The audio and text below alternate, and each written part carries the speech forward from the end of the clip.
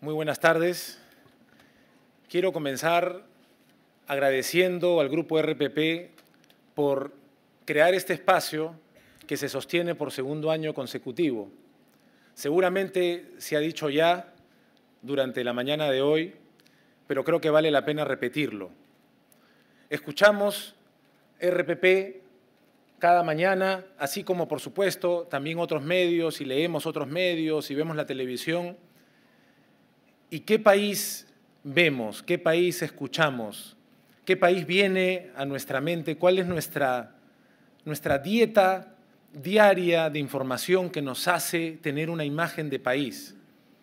Es un país lleno de problemas, es un país lleno de enfrentamiento, es un país que no parece ofrecer caminos claros de salida, de avance, de futuro. Estamos como amarrados a un día a día, a la cotidianeidad, que parece cargar sobre todo un sabor de malas noticias, de problemas, de multitud de motivos para lamentarnos. Espacios como este, sin embargo, generados por el propio Grupo RPP, por un grupo que genera para nosotros conversación cotidiana, espacios como este nos permiten respirar, nos permiten mirar un poco más allá o mirarnos desde una perspectiva un poco distinta.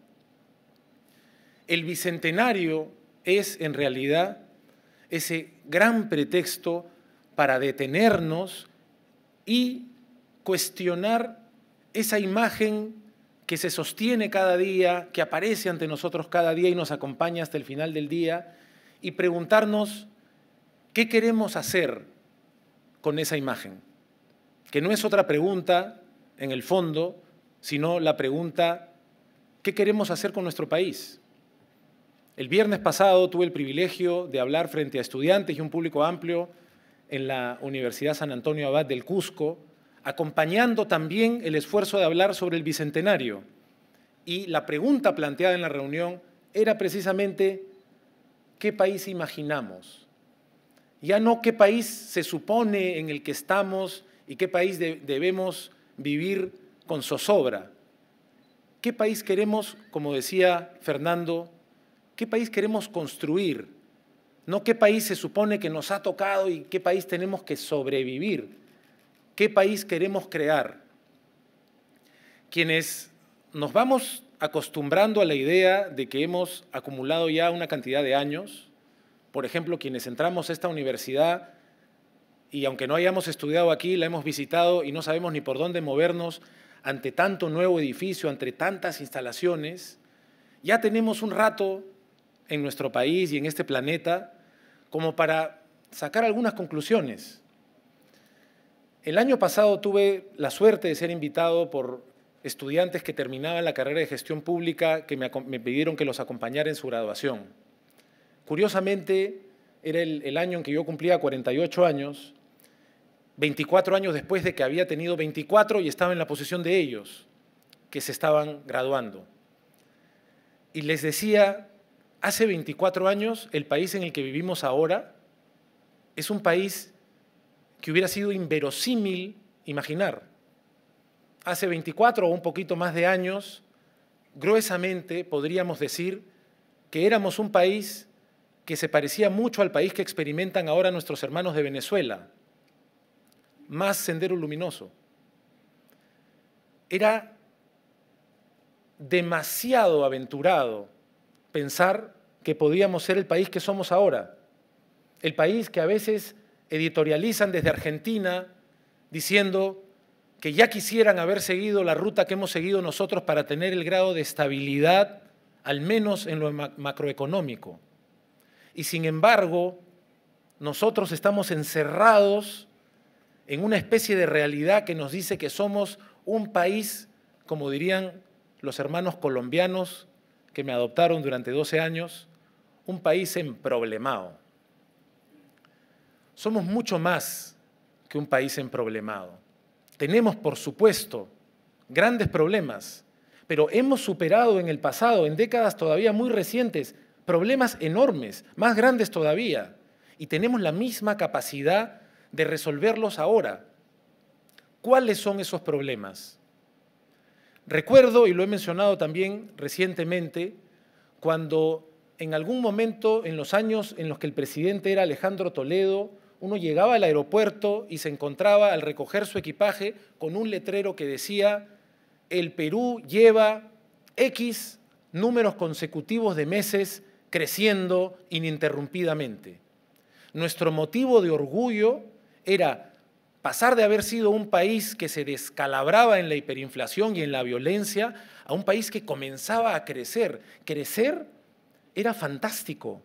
Que la inflación estuviera controlada era extraordinario, era todavía muy novedoso y muy bueno. Y ha sido indispensable para que estemos hoy donde estamos. Pero ya venimos un rato creciendo y ya es hora, ya ha venido siendo hora hace un rato y ese discurso va tomando fuerza en que como sociedad nos demos cuenta de que no nos basta con crecer, de que tenemos que seguir creciendo, y eso es importante enfatizarlo, pero no alcanza.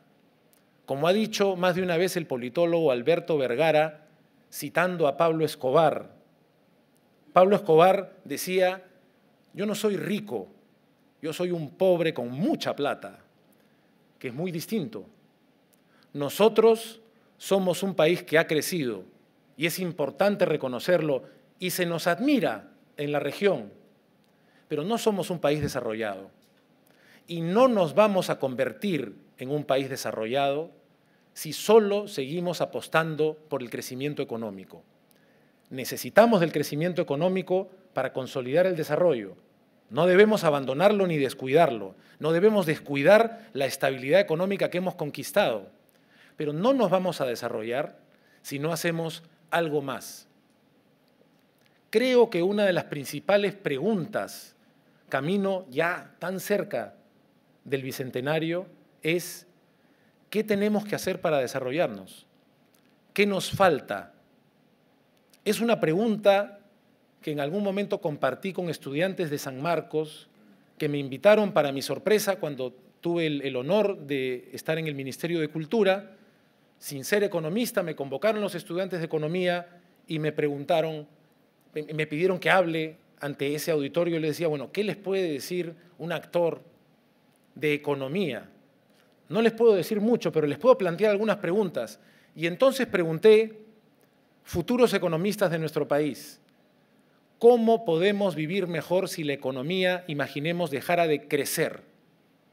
Si la economía se mantuviera en 0%, ¿cómo podríamos vivir mejor?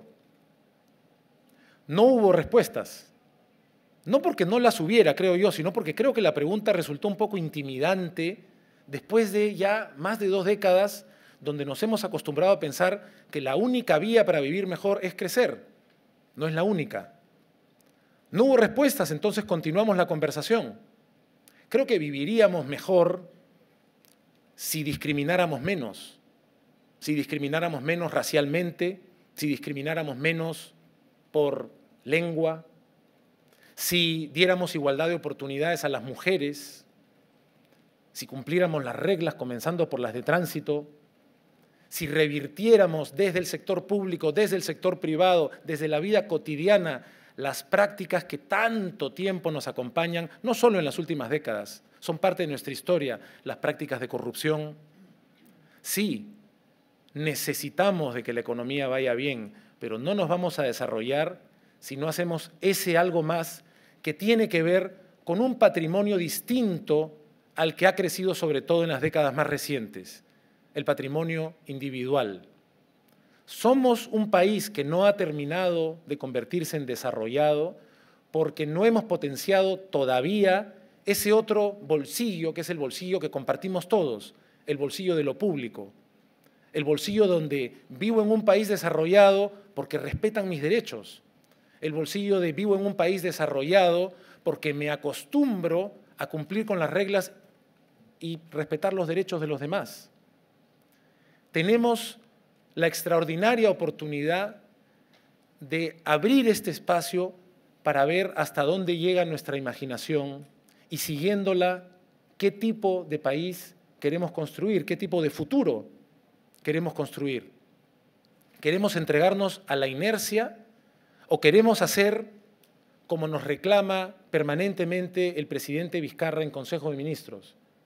Muchas veces cuando nos detenemos en discusiones técnicas, el presidente vuelve a decir algo tan sencillo y contundente: ministras, ministros, y yo lo extiendo aquí junto con su saludo, porque tenemos al presidente en este momento en Madre de Dios.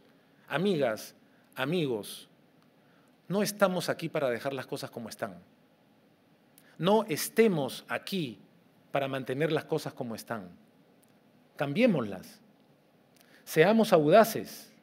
Es posible, como un detalle cualquiera. Ayer hubo algo de sorpresa porque corrió un rumor de algo absolutamente insólito. Corrió el rumor, por lo demás cierto, de que había ido yo a tener una conversación con la congresista Luz Salgado. ¿Cómo así? Eso no entraba en los esquemas de aquello que tenemos que cambiar. ¿Por qué tuvimos esa conversación? Hablamos con la congresista Salgado a propósito de otro evento relativamente insólito. Lamentablemente, un día antes, con el presidente de la República y el ministro de Justicia, recibimos a los representantes de todas las bancadas, de todas las fuerzas políticas, quienes además, no deberíamos sorprendernos, pero así fue, todos inmediatamente respondieron con cordialidad aceptando la invitación para tratar de ver en qué podemos ponernos de acuerdo, para tratar de cambiar la conversación respecto de todo lo que nos separa, a ver qué cosa nos une, para tratar de decir algo muy simple. Estamos todos de acuerdo en que la reforma política es relevante. No estamos todos de acuerdo en cómo queremos que sea la reforma política y ya vimos el día de ayer que no estamos de acuerdo respecto del tema de la inmunidad. Pero no debemos caer en el desaliento. Hay muchas cosas en las que podemos estar de acuerdo. Ojalá el día martes, he sido invitado a la Comisión de Constitución y por supuesto acudiré también con el ministro de Justicia a seguir construyendo sobre estas conversaciones. Tenemos que dar señales desde quienes hoy tenemos un rol en la política de que no queremos dejar las cosas como están. Por las condiciones actuales, los congresistas que hoy tienen una curul no estarán el 2021. El Ejecutivo no estará. El presidente Vizcarra ha ratificado ante las preguntas de uno de los voceros que no postulará y que podemos ponerlo por escrito en una disposición final o complementaria de la reforma política. Ni el Ejecutivo ni el Legislativo estaremos el 2021. Tenemos entonces la oportunidad de pensar como un espacio como este invita a pensar.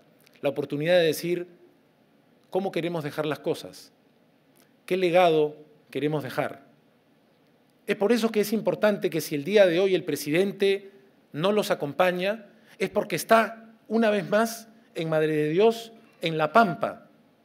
Quizá el ejemplo de mayor potencia metafórica de aquello que queremos hacer como gobierno y tendríamos que hacer como sociedad.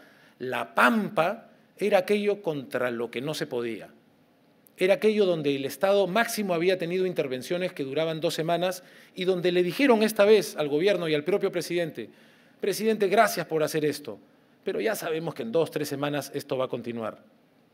Estamos ratificando que nuestro calendario inicial mínimo es de 2 años, porque si cambiamos La Pampa, si cambiamos ese lugar de tala ilegal, ese lugar donde la naturaleza no vale, ese lugar de trata de personas, ese lugar abandonado por el Estado, si lo cambiamos, no hay nada que no podamos cambiar.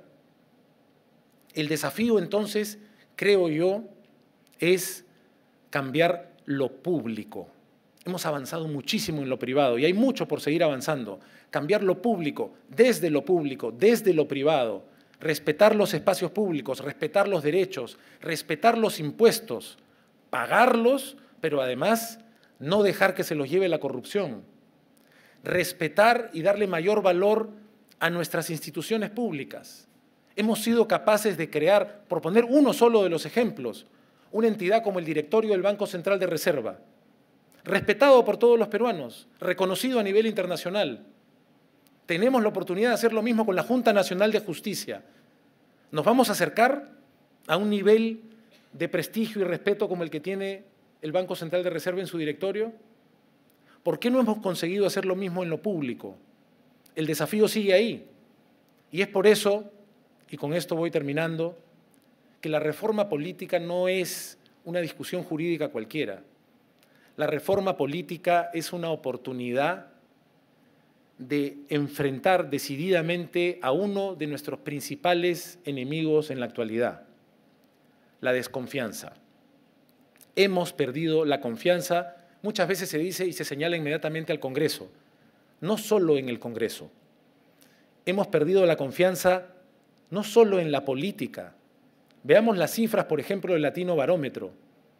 Hemos perdido la confianza incluso en la democracia. Vivimos tiempos, no solo en el Perú, donde hemos perdido incluso la confianza en la verdad. No sabemos a veces qué es la verdad. Por eso es crucial el rol de la verdadera prensa. Tenemos que hacer una reforma política porque tenemos que recuperar la confianza en quienes se encargan de lo público. Tenemos que recuperar la confianza porque si a partir de ella generamos instituciones sólidas a través de los partidos políticos, en el Parlamento, en el Ejecutivo, en los gobiernos regionales y locales, si en los próximos 24 años construimos instituciones en las que confiemos, vamos a estar mucho más cerca de decir, no solamente hemos crecido, nos estamos convirtiendo en un país desarrollado, en un país que se conoce, que se abraza en todas sus diferencias y que comienza a valorar ese otro patrimonio que todavía no hemos valorado lo suficiente, ese patrimonio que compartimos todos, desde la calle hasta el cumplimiento de las leyes, hasta las instituciones, hasta los espacios públicos. Creo que esa es parte central del desafío en el que todos podemos contribuir. Agradezco nuevamente al Grupo RPP por permitir un espacio en el cual alzamos nuestra mirada a otros horizontes, que son los horizontes hacia los que tenemos que dirigirnos, no importa cuán movida se presente la coyuntura. Vivimos una coyuntura difícil y no tenemos que negarlo, tenemos que aceptarlo. Pero insisto, y con esto termino, los tiempos que vivimos son difíciles, pero somos un país que está yendo en la dirección correcta. Todo eso que se normalizó en el pasado reciente y que hoy está siendo atendido por la justicia debe quedar en el pasado. Duele, confunde, nos quita confianza. No perdamos el rumbo y fortalezcamos esfuerzos como este y esfuerzos de toda índole que nos permitan seguir yendo en la dirección de un país diverso, un país que reconoce su identidad en una cultura única en el mundo y que se coloca en ese mundo camino verdaderamente a ser una nación desarrollada. Muchas gracias. Gobierno del Perú. El Perú primero.